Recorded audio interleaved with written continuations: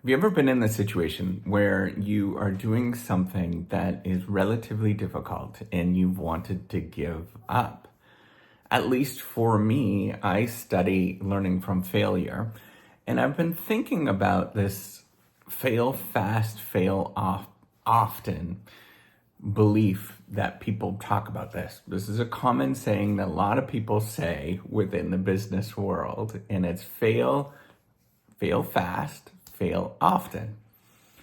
And it's a logic that I think is completely flawed because it encourages people to focus not only on some particular objective that they think that they understand what that objective actually is, but also to give up very quickly at something. And I want you to look at all of the people around you that have been successful. It's not because they gave up on something.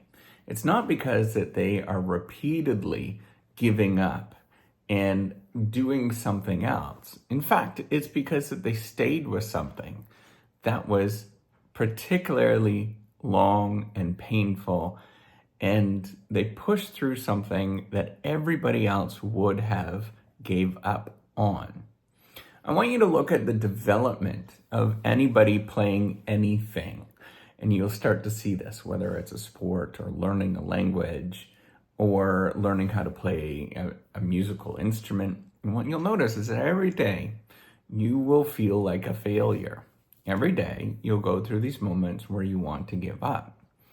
And now this logic, if you hear this, the fail fast, it tells you to give up whenever something feels painful because the market is not telling you that there is a signal there. It's not clear what is actually going on. Now, if you were to internalize this, almost all of us would quit whenever it was challenging and difficult. But I want you to look at all of the business things that exist in this world that everybody cares about. And people understand that this is an important thing. Whether it's a business or a non-for-profit or even a club, it's because it has been around for a long time. And they went through a lot of ups and downs. And at the beginning, sometimes they faced a lot of criticism. And a lot of people doubted what they were doing and tore them apart. If you look at almost everything that we do that matters, that you do that matters, it's challenging. And you get something from the challenge, from not giving up. I'm going to tell you, so I love my wife. I love my family, but many days it is very difficult to do the things that you have to do to stay together. It's not easy to balance a family life. It's not easy to have multiple, I have 2 kids. It's not easy doing those things. And yes, I'm going to tell you this, there are moments where you just want to pack up and go. And at any of those particular moments, I have to stop and say, is this the right thing? Is this a good thing to actually do? And all of those moments are pushing back against the logic of fail fast, fail often. So it's not necessarily that I have problems with failing a lot and trying to do a lot of little tiny things. That's not what I'm saying. The issue that I have is encouraging people to think that whenever something is particularly challenging, to give up, to switch to something else, to say like, this is not good enough, this is not working out. You don't even know whether you're actually good at something until you stuck with it for a very long time and you want to give up on it. The market doesn't even know. The audience doesn't even know whether you're actually good at it until you've stayed with it for a long time. And I'm not telling you to persist with something indefinitely. That's not what I'm saying. What I'm saying is that a lot of things that are very good in this world take a lot of work and they take a lot of effort that you have to keep reinvesting in. And how do you know what is the moment that you should pay attention to, that true failure that tells you that you should quit? It's those moments where you're very, very dark about what is actually going on. So dark that you think that there's no future in this particular thing. And that's a hard thing to know. There's many people that stay in very, very unhappy marriages or abusive relationships, and they don't know when the right time to leave is. There's a whole great big mathematical literature called stopping rules, where people look at this to think about when is the optimal time to quit. And it's very difficult to know. I know, at least for me, can't tell you about the mathematics, but I know, at least for me, most things that matter have taken a great deal of time in my life. And it's because it took a great deal of time.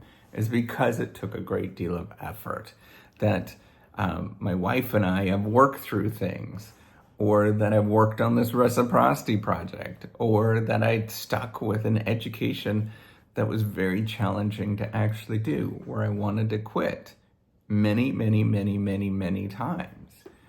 And all of those moments, the reason why I feel like these things are important is because of the amount of times that I've wanted to give up and wanted to fail with it. But I get back up and I reinvest and I figure out a way, or we figure out a way to get through things that are challenging. And I want you to understand that this fail fast, fail often logic often gets you into a lot of mistakes and will result in you being very, very unhappy in your life if you continue to abide by that. Instead, what I want you to do is think about a mix where some things you think are very important, that are key to your life, things like education, things like learning a musical instrument, things like learning a sport, those things are worth the time and effort to push through and to feel that frustration, to feel like you want to quit. And then sometimes you look at it and you say, this is not working out. And you cut that relationship off, or you cut off that moment in your life that is just frustrating as all get out. So, what I'm saying, don't listen to that logic so much. Listen to the logic where there is a balance in your life where you both have to work at something enormous amounts of time, and it's challenging and you don't want to do it, and it's ugly and you feel ugly and it's painful. Take the time to invest in those things, but at the same time, evaluate. Think about what you are doing at this moment. Is it worth the time and investment? Are you going to get something out of it? Is there something that is truly worthwhile in the end with this thing that you're doing? And there's no right answer with any of this. I'm going to tell you this, those optimal stopping rules that people look at in the mathematics literature, we don't know what those are in the real life. That's far different than in mathematics. But it's worth the investment sometimes, often, many times. It is worth the investment in something that is challenging. So I encourage you to figure out a way to balance that feeling of pain, that is good pain, with that feeling of wanting to quit and looking for something else. Good luck with it all. All right, take care and have a wonderful day.